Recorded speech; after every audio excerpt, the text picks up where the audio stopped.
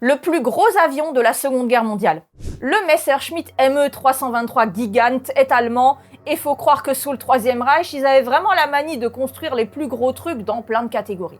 À proprement parler, c'est pas le plus gros avion car il est surclassé en taille par deux hydravions géants, un allemand et l'autre américain, mais qui étaient seulement des prototypes, donc dans un usage réel, le Gigant est bien le plus gros. Et c'est un gros bébé avec ses 55 mètres d'envergure et ses 6 moteurs. C'est un transport XXL pouvant emporter 100 soldats équipés, ou même un véhicule léger ou un petit char du genre Panzer II.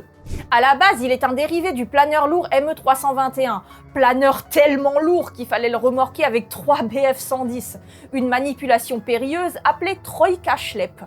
L'autre solution était d'utiliser l'horrible avion contre nature construit exprès pour cet usage, qui était le Heinkel H111 Zwilling.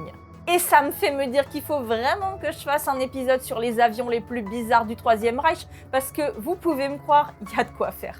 Oui, et donc c'est à partir de ce planeur géant trop lourd et pas pratique que sera imaginé le Me 323 Gigant. 213 exemplaires ont été construits et ils se font abattre comme des mouches. Énormes et lents, ils étaient une cible facile pour les chasseurs ennemis. Même s'ils ont été utilisés sur plusieurs théâtres d'opération comme le front de l'Est par exemple, c'est dans le sud de l'Europe, en effectuant des ravitaillements vers l'Afrique du Nord pour soutenir l'Africa Corps, qu'un grand nombre d'entre eux sombreront dans la Méditerranée. À mon grand regret, il n'y a plus d'exemplaires existants aujourd'hui. 2 épaves ont été localisées ces dernières années en Méditerranée, mais même si l'une d'entre elles gît à seulement 64 mètres de profondeur, comptez pas sur moi pour aller plonger pour vous la présenter parce que j'ai le mal de mer. Vous voulez plus de vidéos? Abonnez-vous à la chaîne.